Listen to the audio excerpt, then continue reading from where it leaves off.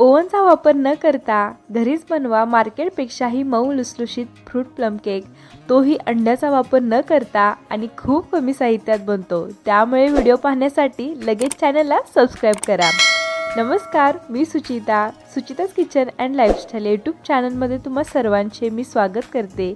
आज आपण खूप जास्त लोकप्रिय असलेला फ्रूट प्लम केक करणार आहोत, त्यामुळे लगेच रेसिपी सुरू करूयात। तर सगळ्यात पहिल्यांदा प्लम केकचा स्पेशल मसाला तयार करूया। त्यासाठी मिक्सरच्या भांड्यात 4 लवंग, 4 ते 5 काळी मिरी, 1 दालचिनीचा तुकडा, पाव चमचा किसलेले जायफळ, 4 ते 5 हिरवी वेलची, त्याचसोबत 1 चमचा सुंठ पावडर आणि आता हे मसाले बारीक होण्यासाठी 1 चमचा साखर घालायची, म्हणजे ते छान बारीक पावडर सारखे तयार होते। आता केकसाठी संत्रीचा ज्यूस लागणार आहे, तर हा संत्री असा आडवा कापून घेऊन याचा असा ज्यूस काढायचा, म्हणजे तो पटपट ज्यूस निघतो। बघा, संपूर्ण रस निघाला। आता याच पद्धतीत आपण 2 संत्रीचे रस काढूया। तर पाऊण कप संत्रीचा ज्यूस भरतो, तर आपल्याला पाऊण कप संत्रीचा रस, 3 मोठे चमचे बदामाचे काप, 3 मोठे चमचे काजूचे काप, 3 मोठा चमचा काळू मनुके, 3 मोठे चमचे साधे मनुके आणि अर्धा कप टूटी फ्रूटी। आता कढईमध्ये संत्रीचा रस आणि सर्व ड्रायफ्रूट्स या रसामध्ये भिजवायचे। 7 ते 8 मिनिट कमी गॅसवर हे परतायचं। तर पारंपरिक पद्धतीनुसार संत्रीच्या रसामध्ये हे सर्व ड्रायफ्रूट्स 24 तास भिजवले जातात, त्यामुळे ड्रायफ्रूट्स रस शोषून घेतात आणि ते मऊ पडतात आणि फुगतात सुद्धा। तर मी तुम्हाला झटपट केक बनवण्यासाठी ही ट्रिक वापरून दाखवते। मंद गॅसवर परतून ड्रायफ्रूट्स मऊ होऊन सर्व संत्र्याचा रस शोषून घेतात। तर बघा, 7 ते 8 मिनिट ड्रायफ्रूट्स संत्र्याच्या रसामध्ये परतले। आता ड्रायफ्रूट्स थोडे फुगलेले आहेत। आता हे बाकीची तयारी होईपर्यंत हे एका ड्रायफ्रूट्स एका बाउलमध्ये काढून 1 तासभर हे झाकून ठेवू। आता केकसाठी कॅरमल शुगर तयार करूया। त्यासाठी गॅसवर कढई गरम करायला ठेवले, त्यामध्ये अर्धा कप साखर घ्यायची। आता हळूहळू साखर वितळते। तर बघा, साखर वितळली की मग त्यामध्ये पाणी घालायचं, पण हळूहळू सोडत अर्धा कप पाणी घालायचं। लक्षात घ्या, एकाच वेळी सर्व पाणी ओतू नका, नाहीतर हे सिरप ओढून बाहेर येते आणि भाजू पण शकते। त्यामुळे थोडे थोडे पाणी घालतच मिसळायचे। तर पाणी घातले, आता लगेच गॅस बंद करायचा। तर बघा, तयार झाले आपले कॅरमल शुगर। आता आपण कुकरमध्ये केक शिजवणार आहोत। कुकरऐवजी पातेलं किंवा कढईमध्ये शिजवला तरी चालतो, फक्त त्या भांड्याला उंची आणि जाडी जास्त असावी। महत्त्वाचं म्हणजे भांडं हे तळाला जाड असावं, म्हणजे गरमी चारी बाजूंनी एकसारखी लागते। आता कुकरमध्ये खाली मीठ घालून एवढा असा जाड मिठाचा थर पसरवा, त्यावर अशी प्लेट ठेवायची आणि मी कुकरचे टोपण न लावता असे झाकण वापरणार आहे, म्हणजे केक शिजलाय का हे आपल्याला चेक करता येते।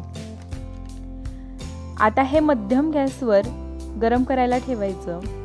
आता केकसाठी मी असं कुकरचा डबा घेतला आहे, जो सर्वांच्याच घरात असतो। त्यामध्ये बटर पेपर घेतलाय। आता यावर तूप लावून संपूर्ण डब्याला तूप लावून घ्यायचे, म्हणजे आपला केक चिटकत नाही आणि केक लगेच डब्यातून निघतो। आता केकची बॅटर तयार करू। पहिल्यांदा बाउलमध्ये कॅरमल शुगर घेऊ, त्यानंतर पाव कप वितळून घेतलेले बटर घ्यायचे, व्हॅनिला एसेन्स अर्धा चमचा घ्यायचे। मग आता भांड्यावर अशी चाळण ठेवायची, त्यामध्ये 1.5 कप मैदा घ्यायचा, अर्धा कप पिठी साखर घ्यायची, 2 मोठे चमचे कोको पावडर घ्यायची, त्यानंतर जो आपण मसाला बनवलेला तो घ्यायचा। आता हे चम्मचने हलवून चाळून घ्यायचे, म्हणजे हे असे काही जर मोठे कण असतील ते निघून जातील। तर मी इथे 1 कप दूध घेतले आहे, पण यातील अर्धा कपच दूध घालायचे। आता हे मिक्स करू। आता यामध्ये जे ड्रायफ्रूट्स आपण संत्र्याच्या रसात सोक करायला ठेवलेले ते घालायचे आणि आता हे मिक्स करू. तर मिक्स केले. आता शेवटी यावर चाळण ठेवून यामध्ये 1 चमचा बेकिंग पावडर आणि अर्धा चमचा बेकिंग सोडा घेऊन त्यावर अर्धा चमचा व्हिनेगर सोडायचा, म्हणजे सोड्याची रिॲक्शन होते आणि यामुळे केक छान स्पॉन्जी आणि जाळीदार बनतो. आता हे बॅटर थोडे घट्ट आहे, त्यामुळे थोडे थोडे दूध घेत हे मिक्स करायचे. तर बघा, बॅटरचे टेक्स्चर हे असे असले पाहिजे. तर हे बॅटर आता तयार झाले आहे. तर आता हे बॅटर मला तयार करण्यासाठी पाऊण कप दूध लागले. आता या डब्यात हे बॅटर सोडायचे. तर नंतर डबा असा टॅप करायचा, म्हणजे जे काही यात बबल्स असतील ते निघून जातात.